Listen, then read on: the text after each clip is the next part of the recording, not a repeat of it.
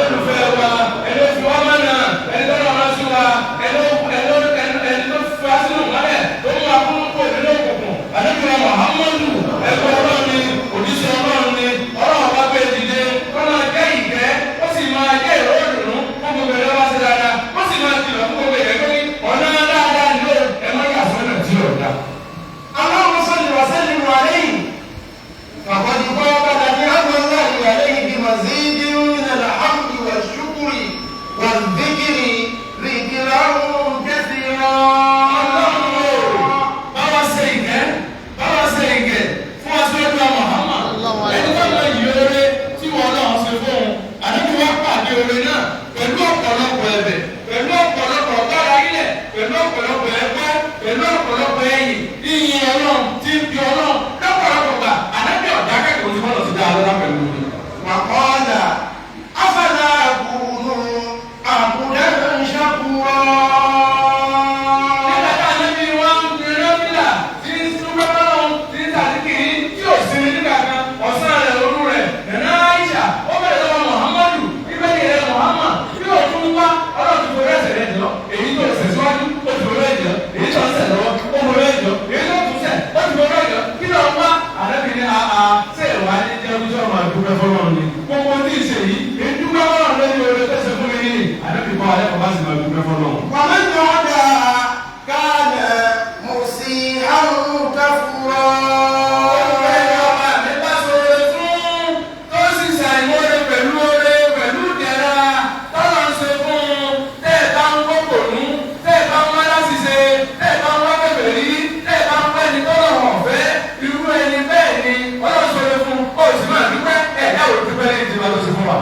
عباد الله اشكروا الله على نعمه وفضله يسيرا او كبيرا.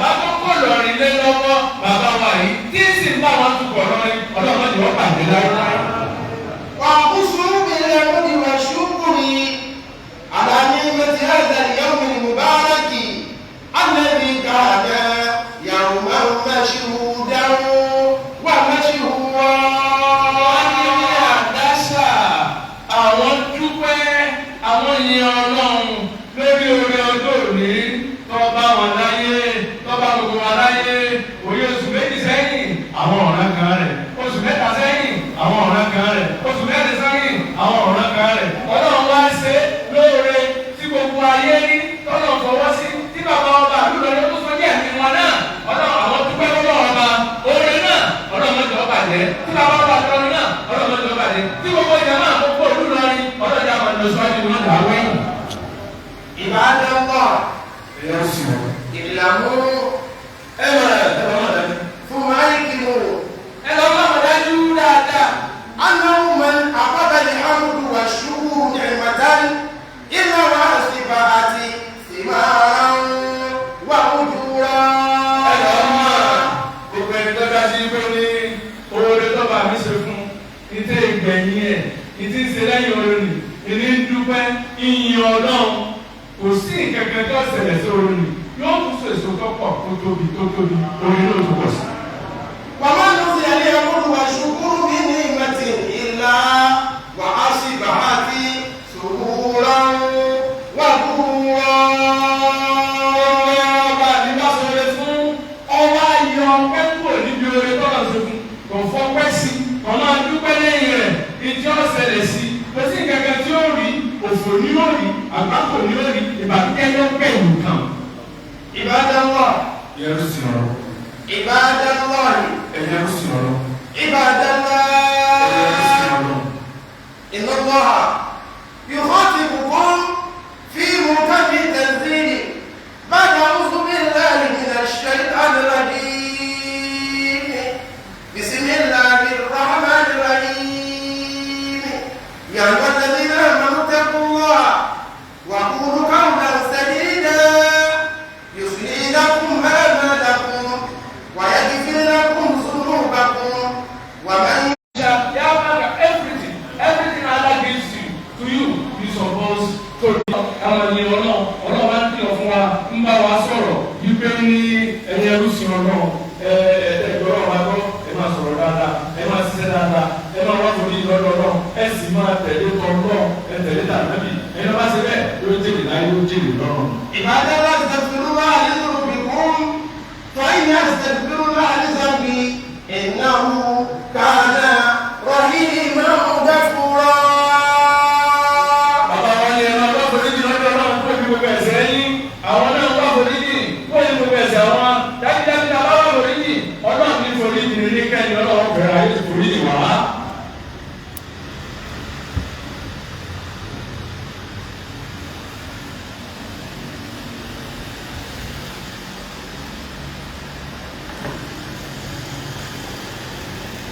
Alhamdulillahi hamdan kathira.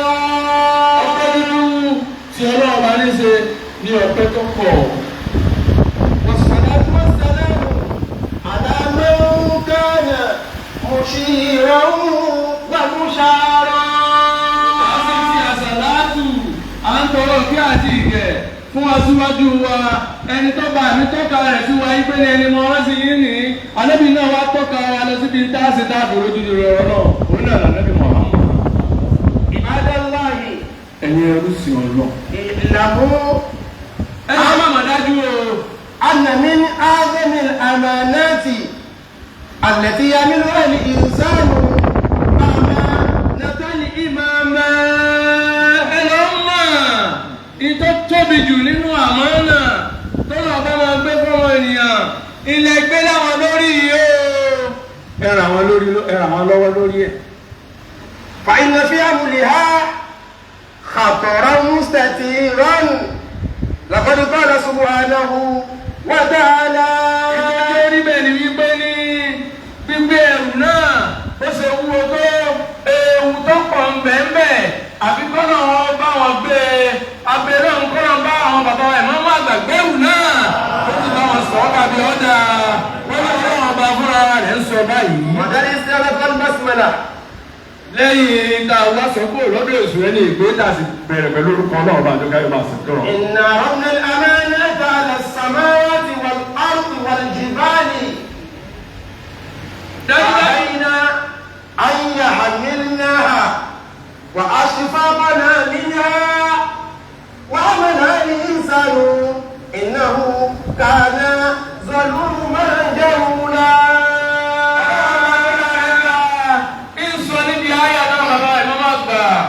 lórí adágbègbè rẹ̀ kà fún wa yìí pé ní ọlọ́run yìí mo ti àmánà mo tì í sí sánmà méjèèjì mo ti àmánà mo tì í sílẹ̀ méjèèjì báwo òkè ṣe tóbi tó wọ́n láyà tó mo ti àmánà sí wọn gbogbo wọn làwọn ò lè gbé wọn làwọn ò lè wú wọn lè tó àwọn lè lè ṣe wù àwọn ọmọ èèyàn wá tẹ́lí sí ọmọ èèyàn bá wù tí bí ń tọ́ka ìwé ní ọmọ èèyàn alákòsí ni aláìmọ̀kọ́ ọmọ èèyàn gbogbo ọmọ èèyàn àwọn làárù àmánà làárù lérí àbẹ́jọ́ bá wù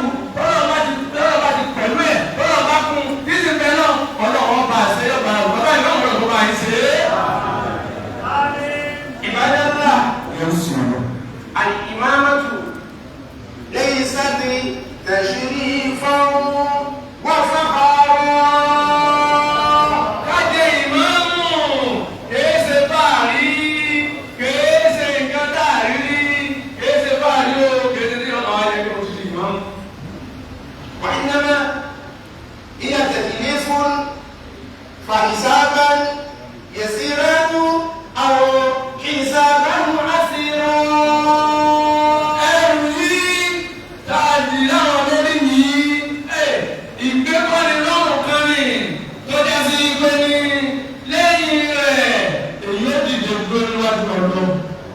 Yóò ṣe sínú ẹ̀ bó bá ṣe dì í bó bá ṣe ṣe yóò ṣe sínú rẹ̀.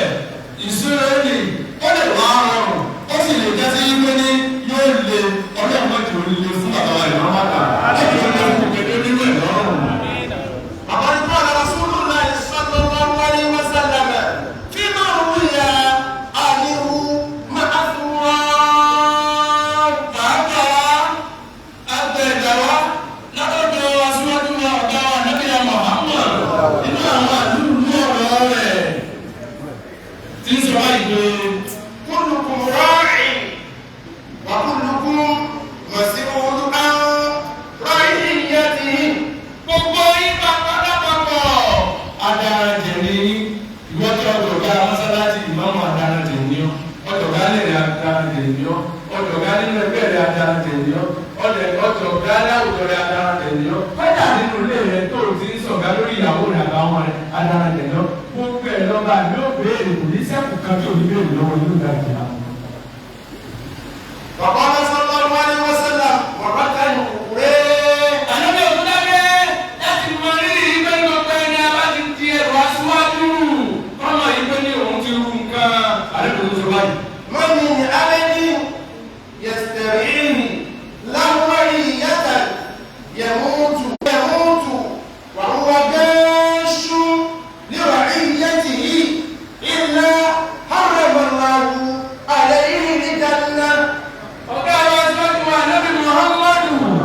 Ànábì ní kò sí ẹrú kan táwa kó àwọn èèyàn kan sábẹ́ rẹ̀ ipe máa sọ̀gá lé wọn lórí bóyá pírẹsidẹ́ǹtì ni bóyá gọ́fúnà ni bóyá chairman ni bóyá kọmíṣánná ni bóyá ìmáàmù ni bóyá aṣíwájú ẹgbẹ́ kan ni bóyá aṣíwájú ìjọ kan ni bóyá aṣíwájú ilé kan ni ìjọba bá kú ọba lọ kú pẹ̀lú ipe ní ó ti jàǹbá wọn ó ti jí àmọ́nà wọn ó ti jàǹbá wọn kò dárí wọn pẹ̀lú ìbẹ̀rù ọlọ́ọ̀ba.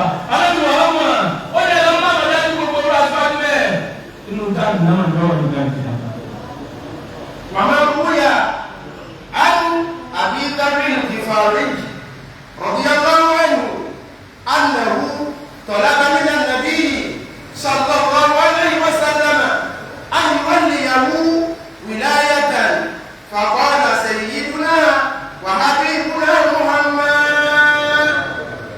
Ànábì Muhammad wọ́n tún gba ẹ̀gbẹ́ wá látọ̀dọ̀ Abu Dharr al-Ghifari ọ̀kan nínú àwọn sàbẹ̀ Muhammad tó tóbi ni. Níjọ́ kan ọlọ́ọ̀gá ànábì ó ní ìwé ànábì wọ́n fẹ́ kó obìnrin náà ṣe gómìnà kí n máa darí odidi ìlú.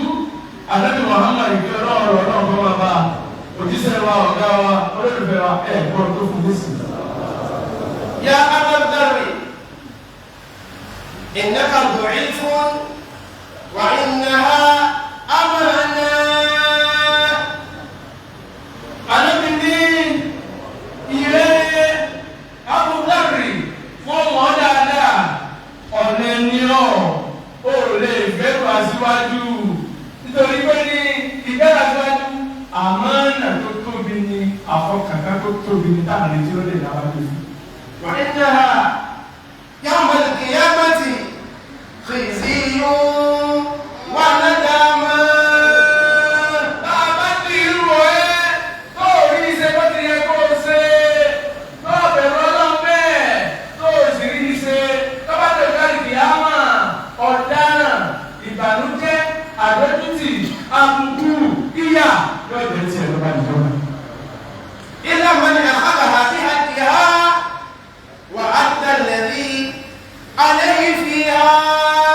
Ẹni tí ìyà ò ní jẹ́ tiẹ̀ tábẹ́dútì ò ní jẹ́ tiẹ̀ tí àbùkù ò ní jẹ́ tiẹ̀ níjọ́ náà òun lẹni tó bá dá sí pé ní ó mú àyè náà ìdásíwájú náà ó mú dáadáa gbogbo ìwọ̀ tó tó sí ó tẹ́ bẹ́ẹ̀ ó sì pé ìwà àwọn èèyàn ó sì ṣe tọ́nà ọba ní ó ṣe bẹ́ẹ̀ ó ṣe dáadáa tó bá ní ìyanjú dáadáa òun nìkan ni ò ní sínú ìyànú àbúrò lórí àgbìlá.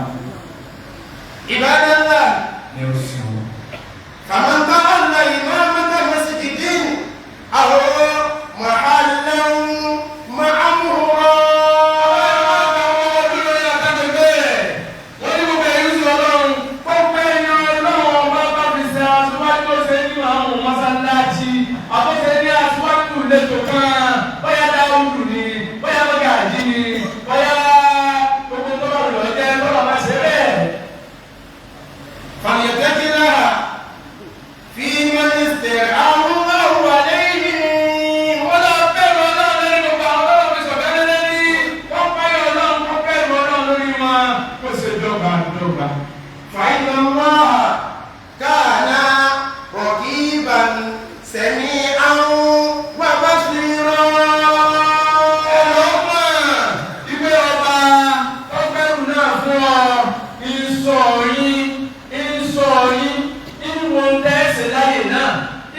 gbọ́ gbogbo ń tẹ̀ ń sọ ìsìn ní gbogbo ń tẹ̀ ń ṣe kọ́dà bó bá kù wọn nìkan nínú yàrá àlẹ́ ọba àbí ń wò ọ́ tẹ́ ẹ bá ti dọ́kan òun lẹ́nu kejì rẹ tẹ́ ẹ bá ti méjì òun lẹ́nu kẹta tẹ́ ẹ bá ti mẹ́ta òun lẹ́nu kẹrin bọ́ bá jáde lé òun ló fi lẹ̀ lé bọ́ bá tún mẹ́ta ó tó bá ń nà. وليكن العدل ورحمتي نصيرا وظهيرا.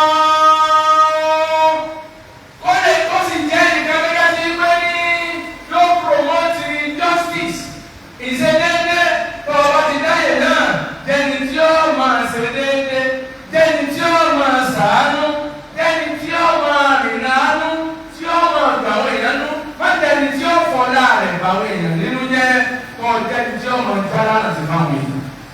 وليبتعد عن الظلم والجور فإنه كان حوبه كبيرا. Ọlọ́pàá ti gbé ọ̀sẹ̀ lórí ìmáàmù ni àwọn olórí kan jìnnà sí àbòsí jìnnà sí òjò ṣíṣe torí wípé ní gbogbo ẹ̀dá bá ṣàbòsí tó ń lò lóró ó fi pamọ́ ní o yóò padà wá kẹsàn-án rẹ̀ lọ́jọ́ ọ̀dọ́. اللهم ìdí ọlọ́wọ́ bá o. اللهم ìdí ọlọ́wọ́ bá o pè ó àbẹ̀rẹ̀ ọlọ́wọ́. أنت ولي السماوات والأرضين. ìwọ ọlọ́wọ́ bá ìwọ olùkàyà sí sánmà àti ilẹ̀ ìwọ lọ́dá wọn wọ́n ló ti ń ṣètò wọn. أنت ناصر المستضعفين.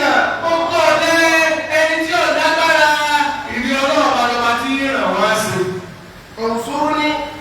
Ọlọ́run o, mo bẹ̀ ọ́ o, ẹ̀rù ní kúkú rẹ̀ mí lọ́wọ́ o, ẹ̀dá kẹfà bàbá ìwọ́n bá bàbá rí ẹ̀dá wá. Ìwọ náà ràn mí lọ́wọ́ o, bàbá wa ní gbọ́dọ̀ wọn ràn wọ́n lọ́wọ́ lórí ẹ̀wù. Wà á mú ìwọ ọlọ́run ìlẹ́nìkan tó lè bá mi ṣe, ìwọ nìkan ni wọ́n gbọ́kànlé, ìwọ ló sì lè ṣe, ọba àwọn tàná ṣe, ọba àwọn kan ṣe, òun tún ṣèmí lọ, tèmi ìdílé tó kúkú bá mi ṣe o. وجميع الأئمة في هذه البلاد. Ọjà kìí sára ní nìkan ló ṣàdúrà fún gbogbo ìmáàmù tí wọ́n ń bẹ àtàwọn síwájú tí wọ́n ń bẹ nínú ìlú tá a wà yìí ọlọ́run bá yí kẹ́rù sí yín náà. على حمل هذه الأمانة على بصيرة من الكتاب والسنة. Ọlọ́run ọba wa gbé gbogbo ẹrù yìí àmánà ni gbàfipamọ́ ni ọlọ́run bá wa ṣe lórí ojú ọ̀nà ti Al-Qur'ani àti Sunna ti Muhammadu ọlọ́run bọ́ náà má jẹ́ àyẹ̀sẹ̀ kó lójú ọ̀nà lọ́nà má jẹ́ àyẹ̀sẹ̀ kó lójú ọ̀nà lọ́nà Muhammad dáàbì parí gbogbo ìgbésí ayé wa ẹ̀ ṣe á nílò náà. وعلى الوجه الذي يرضيك عنا بفراشنا ويوما عبوسا قمطريرا. Báwo ṣe lórí ojú ọ̀nà tó yá sí pé ní ó yọ̀nù sí wa gbogbo ìgbésẹ̀ tá a bá ń gbé tí ó jẹ́ ìgbésẹ̀ tí ó yọ ìwọ náà bá nú tínú rẹ̀ ó kù sí tí ó sì bá wa ṣe dáadáa tó yá sí pé ní tó bá ti yọ wàhálà ẹjọ́ fìtínà ìyọ́ ọ̀dẹ gbogbo tó yọ kálukú ọ̀dẹ dáta pọ̀ ṣẹlẹ̀ tó wà fi dàbá níjọ́ náà tó lè fi wá sínú àwọn tó ṣègbè níjọ́ náà ọlọ́pàá wa ṣe bẹ́ẹ̀. اللهم انصر أميرنا أمير المسلمين. ọba àdúrọ̀rin lè mọ́ ní sábà mẹ́gbẹ́ náà ń ṣe kí ìròrí ọlọ́wọ́ bá àti ọ̀ báwa ṣàlékún àrẹsẹ̀ rẹ fún wa báwa ṣàlékún àlàáfíà rẹ fún wa báwa ṣàlékún orí rẹ fún wa báwa ṣàlékún dáadáa rẹ fún wa báwa ṣàlékún ìtọ́sọ́nà rẹ fún wa ọlá ìjọba àwọn ọmọ نصرا عزيزا. dáhùn ẹsẹ̀ tó tóbi ní àbẹ̀wò náà tó bá fi kún fún bàbá wọn bàdúrà. وطول عمره والعافية دائما. ọlọ́run wa ṣàlékún ẹ̀mí gígùn àlékún àlàáfíà ní gbogbo ìgbà tí bàbá wọn fi jẹ́sẹ̀ yìí ọlọ́run wa ṣàlékún rẹ̀ fún ẹsẹ̀ amínà. والسلامة من كل الأمراض والأسقام. gbogbo tí ìjà rẹ̀ gbogbo tí ìjà ìsàn wọn lọ́tọ̀ làìsàn ọ̀tọ̀ làárẹ̀ ọlọ́run la bàbá wọn bàálù lọ́rẹ̀ àgbègbè àgbègbè rẹ̀ kúrò ní gbogbo àìsàn bẹ́ẹ̀ mọ́jọ́ kà wọ́n. واحفظ لهم حاكم هذه الولاية. àtúnbẹ̀ náà gómìnà ìlú wa yìí ọlọ́ba dáàbò rẹ̀ bò wọ́n. wà إلى سواء الصراط. ọlọ́run máa bá fọ̀nà mọ̀ wọ́n ọ̀nà tó tọ́ tọ́tọ́ pọ́ùn lọ́nà tiẹ̀ lọ́nà tàbí Muhammad wọ́n jà wọ́n sí rìn jẹ́ bá fọ̀nà mọ̀ wọ́n tó wọ́n máa rìn.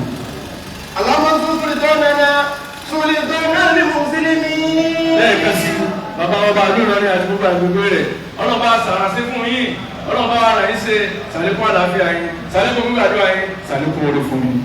وانصروا علماءه ووزراءه ووكلاءه وعذاكره إلى يوم الدين. gbogbo àwọn àfáà àwọn àyímọ̀ àwọn imams tí wọ́n ń lọ kiri ká bàbá ọba ńlọrin báwa ṣàdásí báwọn náà gbogbo àwọn olóyè ọba báwa ṣàdásí fún wọn àwọn dáúdù báwa ṣàdásí fún wọn àwọn mọ́gàjí báwa ṣe fún wọn àwọn balógun báwa ṣe fún wọn gbogbo àwọn olóyè ọba kódà àwọn dògàrí ọlọ́ba ṣe fún wọn báwa ṣe àràṣe rẹ fún gbogbo wọn lápapọ̀ tí wọ́n bẹ̀rẹ̀ pẹ̀lú ọba ọdún.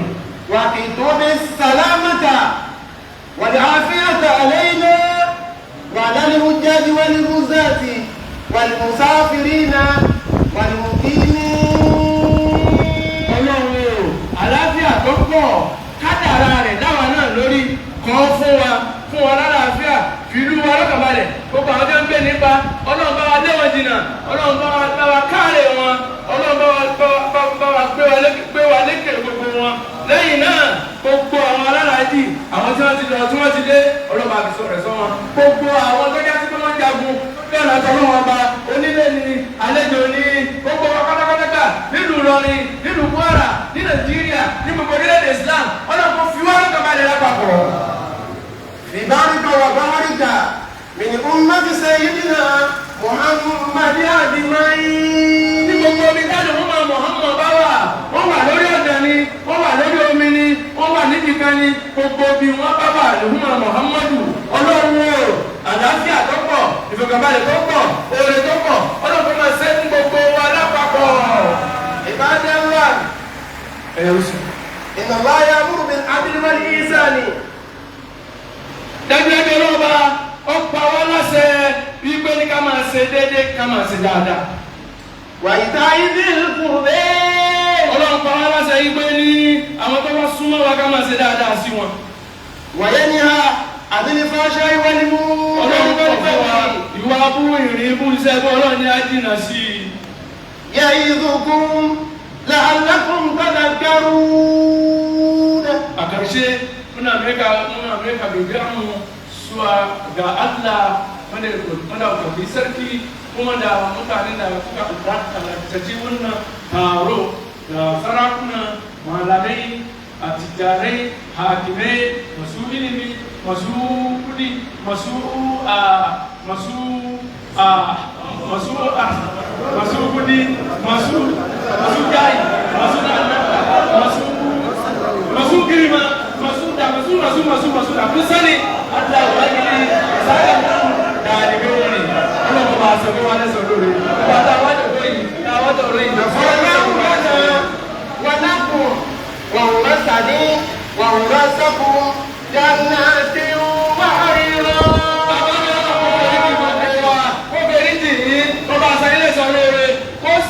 gbogbo wa sálì jẹ́nà onídẹ̀ra àlìjẹ́nà tó tóbi pẹ́ẹ́pẹ́ ní a máa gbádùn nínú rẹ̀ ọlọ́pẹ́ fi gbogbo wa sílẹ̀. bàbá rẹ̀ jáde ká lọ kí ọ.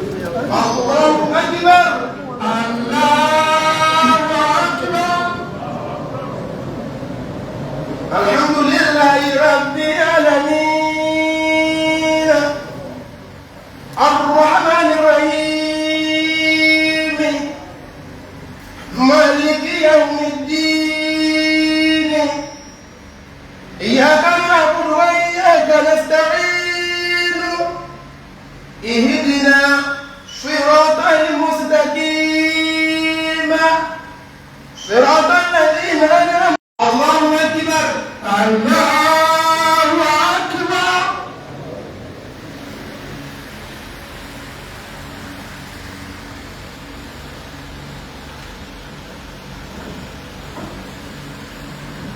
سمع الله لمن حمده ربنا الله أكبر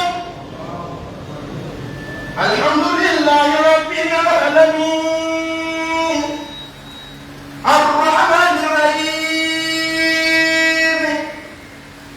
مالك يوم الدين إياك نعبد وإياك نستعين اهدنا صراط المستقيم صراط الذين أنعمت عليهم غير المغضوب عليهم ولا الضالين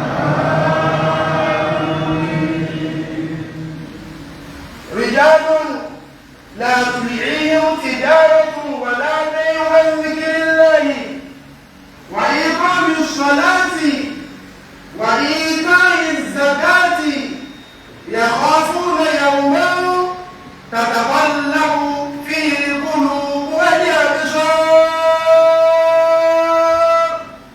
الله أكبر الله أكبر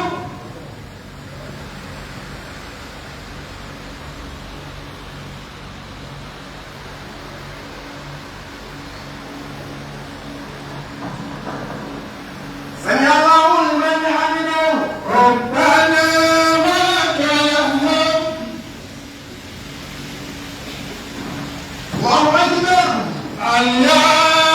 الله أكبر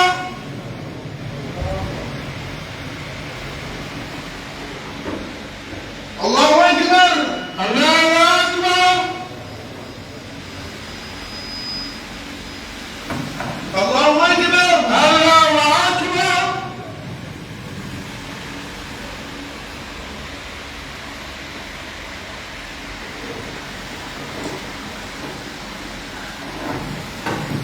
الله أكبر الله أكبر الله أكبر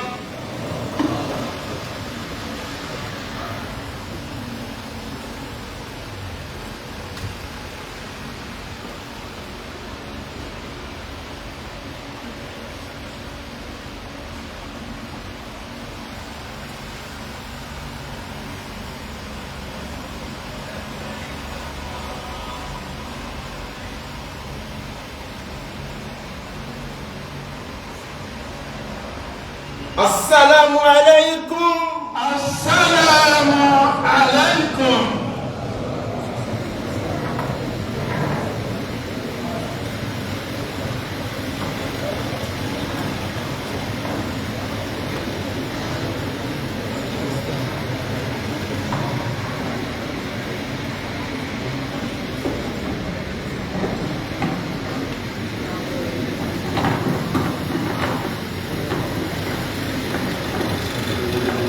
àwọn ọmọ àgbà ìlú lọ́rọ̀ àtúgbà àtúgbò rẹ̀ wọ́n kárùwà níwà Muhammad ọ̀bẹ̀ta sallallahu alaihi wasallam sallallahu alaihi wasallam sallallahu alaihi wasallam àmì wà mẹ́ta àmìnà àmìnà àmìnà wà bismillahir rahmanir rahim Allahumma salli ala sayyidina Muhammadin al-fatih lima ughliqa wal khatim lima sabaqa ناصرنا كبرات وآلنا صراطك المستقيم وعلى آله حق قدره ومقداره العظيم آمين